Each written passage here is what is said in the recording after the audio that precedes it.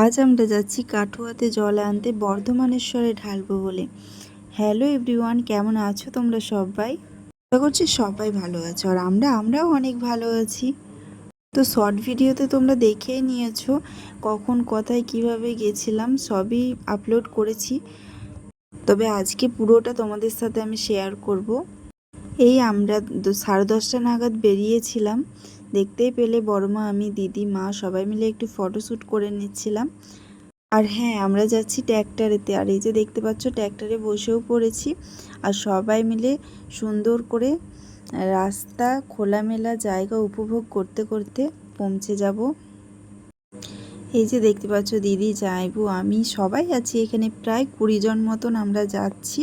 তার মধ্যে আমাদের বাড়িরই 7 জন মেম্বার যাচ্ছি। পুরো ভিডিওটা দেখার জন্য তোমাদেরকে অনুরোধ রইল। তোমরা দেখলে পুরোটা বুঝতে পারবে। আর এই যে দেখতে পাচ্ছ, আমরা এখন চলে যাচ্ছি, প্রায় ওভারব্রিজের কাছে চলে গেছি। আমরা চলে গেছি বর্ধমান স্টেশনের ওখানে। তোমরা তো দেখতেই পাচ্ছ, কে কে জায়গাটা চিনতে পারছো অবশ্যই কমেন্ট করে জানাতে থেকো তোমরা।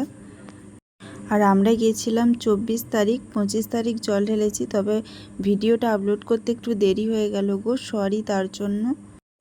বুঝতেই পারছো, ভিডিওটা একটু এডিট করার ব্যাপার ছিল, ভয়েস ওভার দেওয়ার ব্যাপার ছিল, সেই জন্য দিতে পারিনি।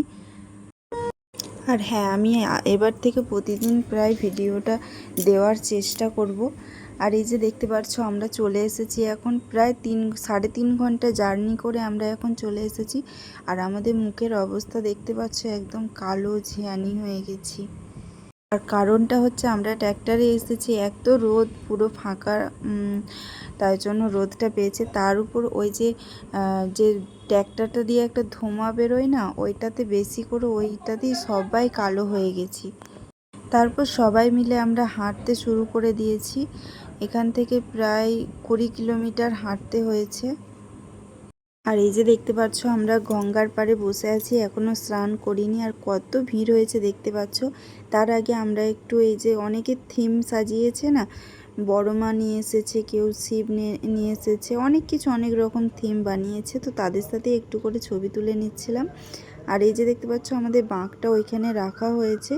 এবার একের একে সবাই মিলে চান টান করে নিয়ে, জল ভরে সাজিয়ে গুছিয়ে আবার বেরিয়ে পড়েছি আমরা হাঁটতে। হেঁটে হেঁটে আবার যেতে হবে আমাদের পার্কিংয়ের ওখানেই আমাদের গাড়ি আছে। তো তারপরে আমরা সবাই হাঁটতে হাঁটতে চলে যাচ্ছি, দেখো। তারপর প্রথমে জামাইবাবু বাঁকটা নিয়ে অনেকটা হেঁটেছিল, তারপরে দিদি নিয়েছিল বাঁকটা। তো দেখতেই পাচ্ছ, এই রাস্তাটা ফাঁকা ছিল বলে আমরা এই রাস্তাটাই বেছে নিয়েছি। আর যেহেতু আমি আর দিদি একটু শর্ট সাইজ আছি, তাই জন্য একটু ধরে ধরে নিয়ে যেতে হচ্ছে। তারপরে এত বড় বাঁকটা তো আমরা ঠিক মতন কায়দা করে নিতে পারছিলাম না। তো আমি একটু ঘুঙুরগুলো বাজিয়ে বাজিয়ে যাচ্ছিলাম, তো দেখতেই পাচ্ছ। আর পেছনটা জামাইবু ধরেছিল, আর ভিডিওটা আমার বর্মশাই করছিল। আর অনেক রাস্তায় লোকজন যাচ্ছিল, আর খুব মজা হয়েছিল জানো তো। খুব মজা করতে করতে আমরা চলে গেছিলাম। তারপরে বলেছিলাম আমি একটু নেবো, তারপর আমিও নিয়েছিলাম। আমি যতটা পেরেছি নিয়ে যাওয়ার চেষ্টা করেছি। ওই যে বললাম না, আমরা শর্ট ছিলাম, তাই জন্য আমাদেরকে একটু ধরে ধরে নিয়ে যেতে হচ্ছিল। তো তার মধ্যেই আমার বর্মশাই একটু ভিডিওটা করে নিয়েছিল। আর এই যে দেখতে পাচ্ছ, তারপর আমার বর্মশাই নিয়ে নিয়েছে। আমার বর্মশাই অনেকটা নিয়ে গিয়েছিল, যে যতটা করে পাচ্ছি নিয়ে যাচ্ছি, আবার একজন নিচ্ছি, এইভাবেই আর কি গেছি। তারপর বেশি দূর হাঁটতে হয়নি, মোটামুটি হেঁটেছিলাম। আর এখানে আমরা একটু ভিডিও শ্যুট করছিলাম, তবে জামাইবাবু ঠিক করে ফোনটা ধরতে পারেনি বলে ভিডিওটা ঠিকঠাক হচ্ছিল না। দেখতেই পাচ্ছ, জামাইবাবুও ছুটছে, আমরাও যাচ্ছি, তাই জন্য ভিডিওটা ঠিকঠাকভাবে হয়নি। তোমরা তো তার আগে দেখিয়ে নিয়েছো ভিডিওটা। আর তারপরে আমরা সন্ধ্যাবেলা এসে একদম রওনা দিয়ে দিয়েছি বর্ধমান যাওয়ার উদ্দেশ্যে, আমরা চলেও এসেছি। তো তারপর দেখো কত সুন্দর কার্জন গেটটা সাজিয়েছে।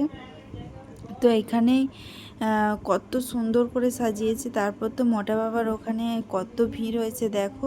আর রাত্রে না আমরা একটু রেস্ট নিতে নিতেই এসেছিলাম। আর আমরা রাস্তাতে ঘন্টা 2-এর মতন ঘুমিয়ে নিয়েছিলাম। তারপর আমরা ভোরবেলা চলে এসেছিলাম মোটা বাবার এখানে। তারপর দেখো কত লাইন হয়েছিল, প্রচণ্ড ভিড় হয়, প্রচণ্ড ভিড়। তো দেখতেই পাচ্ছো অনেকের মধ্যে আমরাও জল ঢেলে নিয়েছিলাম।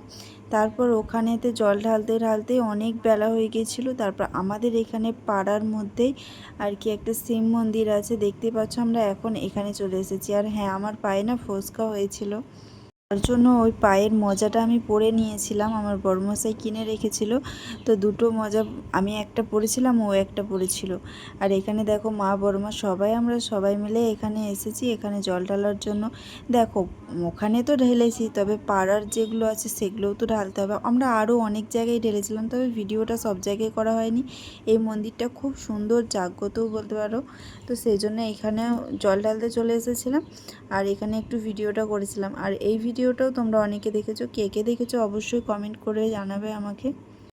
এখানে দিদিকে আমি ফোনটা দিয়ে বলেছিলাম একটু ভিডিওটা করে দাও, আমরা এই জলটা ঢালবো। এটাই আমাদের ভিডিও একটু শ্যুট হয়ে গিয়েছিলো আর কি। আর দেখতেই পাচ্ছ, আগেও দেখে নিয়েছো, আমরা সুন্দর করে দুজন মিলে জল ঢেলে নিয়েছি। আর এই মন্দিরটার মধ্যেও না অনেক জায়গায় জায়গায় ঠাকুর রয়েছে, তো সেগুলোতেও আমরা জল ঢেলে নেব। তো দেখো এইখানটা দেখো নিচু পাড়ার কত সুন্দর করে মানে ঠাকুরগুলো, মানে যে জায়গাগুলোই আছে এত সুন্দর করে জায়গাগুলো বানিয়েছে না, কি বলবো। দেখো এইখানে একটা শিব ঠাকুর আছে, এইখানে একটা আছে। তো দিদি ঢালছে, মা ঢালছে, তারপর আমরাও ঢেলে নিয়েছি। তারপর সব কিছু নিয়ে বাড়ি চলে এসেছি। বাড়ি আসার পর দেখো আর অনেক কিছু আমরা পেয়েছিলাম, কলা, আপেল, ম্যাঙ্গো আর মিষ্টি, বিস্কুট, চকলেট, লাড্ডু। এই ভিডিওটা শেষ করলাম। সবাই ভালো থেকো, সবাইকে ভালো রেখো।